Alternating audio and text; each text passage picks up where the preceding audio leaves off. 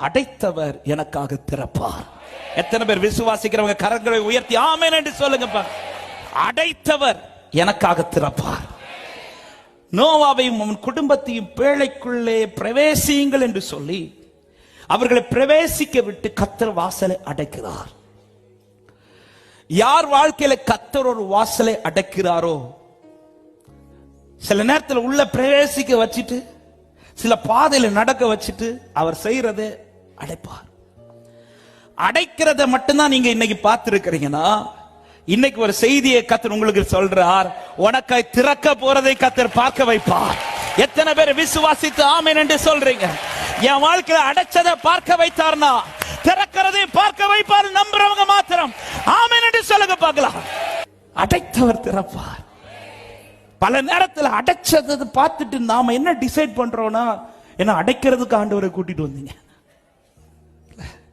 என்ன அடைச்சி போட்டு உள்ள உட்கார வைக்கிறதுக்காக அடைத்தவர் ஒரு நாள் உனக்கு நியமித்து வைத்திருக்கிறார். சிலர் உள்ள விட்டு அடைச்சு வச்சிருக்கிறார், சில பாதையில உட்கார வச்சிருக்கிறார். அடைச்சிருக்கிறார்னா வேற எதுவுமே செய்ய முடியாது, எதுவுமே செய்ய முடியாது. வேலைக்குள்ள வேற என்னங்க செய்ய முடியும்? சும்மா உட்கார்ந்து இருக்க முடியும், சும்மா உட்கார்ந்து இருக்க. வெளியில இருக்கும் போது பேழையாவது ஏதாவது செஞ்சுட்டே இருப்பார். திடீர்னு போய் மரத்தை வெட்டுவாரு, அதை செய்வார், இதை செய்வார், 4 பேர்ட்ட போய் சுவிசேஷம் சொல்லுவார்.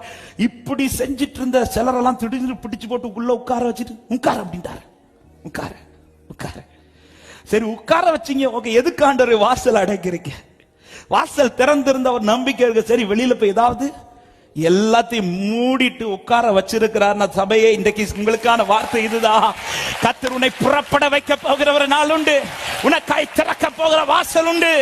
நம்புறவங்க மாத்திரம் ஆமென் என்று சொல்லி தேவனுக்கு மகிமை செலுத்துக பார்க்கலாம். ஹalleluya. எனவேதான் துவக்கினவர் அதை முடிக்கிறது வரையிலும் யாரு அடைச்சாரோ அவர் தான் திறப்பார். ஆமென். இதுல ஒரு வார்த்தையை நான் இப்படி சொல்ல, நீ திறக்க ட்ரை பண்ணாத. சில ஆலோசனைகள் வரும், நீ இதை திறந்து பாரு, நீ இதை ட்ரை பண்ணி பாரு. ஹே, அடைச்சது அவராகும், அடைச்சது அவர். அவர் அடைச்சார்னா அவர் திறப்பார். அடைத்தவர் திறக்கிறது வரை நான் சைலண்டா இருந்துட்டே இருக்கணும். ஹalleluya. அமைதியா இருக்கணும். அவர் திறப்பார். அடைச்சது அவர், ஆனால் அவர் எனக்காய் திறப்பார். ஹalleluya. எனக்காய் திறப்பார். அடைத்தவர் திறக்க வல்லவர். முடிவு எப்படியோ இருக்கும் நீ நினைக்கிற, அப்படி அல்ல. உன் துவக்கம் அடைபட்டது போல இருக்கலாம், ஆனால் உன் முடிவில் கர்த்தர் உனக்கு அவர் திறந்த வாசலை வைத்திருக்கிறார். அது நல்லது.